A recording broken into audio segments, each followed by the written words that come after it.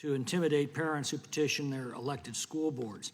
Now, surely the Democrats are not arguing in favor of this practice. I think what they're questioning is whether this is actually happening. And yet we're hearing not only from parents who are on the receiving end of this practice, but also whistleblowers within the FBI who are telling us this is exactly what is happening. The ranking member assures us, well, it's no problem. Nobody's actually been prosecuted, let alone convicted. Well, wait a second. If no one's been prosecuted, that tells me that the allegations of inciting violence are completely false. Not a single allegation is true. The insidious thing about the ranking member's comment is that intimidation doesn't require prosecution, only the threat of it. How terrifying to come to your local school board meeting, strongly express your opinions over matters that fundamentally affect the upbringing of your kids, only to get a call from the FBI the next day asking about everything you said, your political and religious views, and whether you own a gun. These facts speak for themselves. Every person, regardless of their political viewpoint, can understand how intimidating and terrifying and chilling such an experience could be. Now, I know Tea Party activists who were singled out for intimidation by the IRS under the Obama administration years ago, who still won't go near politics out of fear.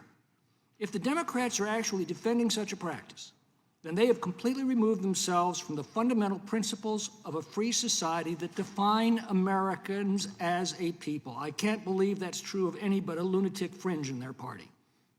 Now, the Democrats shift to a question's more complex elements, and that's who has the right to direct the education of their children. Well, I think that should be pretty clear. Parents have that right and responsibility to determine how their children are raised and what ideas they're exposed to and what ideas they're not exposed to. The conflict arises when parents in the school system have different views on that subject. A Marxist family may want their children schooled in their viewpoints. A conservative family may want something very different. Full school choice, of course, would resolve that conflict completely. But when parents don't have that choice, their wishes have to be expressed through an elected school board. A liberal enclave may have different views on curriculum than a conservative one. That's why we have local school boards and why we ought to hold sacred the right of parents to petition those school boards. I thought Ms. Johnson put it beautifully in response to Mr. Kiley. She says, quote, as a parent, there are some books I would not want my children to read. Well, parent to parent, I'll defend your right to make that decision for your children and hope that you would defend my right to make it for mine. That's not book banning, that's just raising our kids according to our own best lights.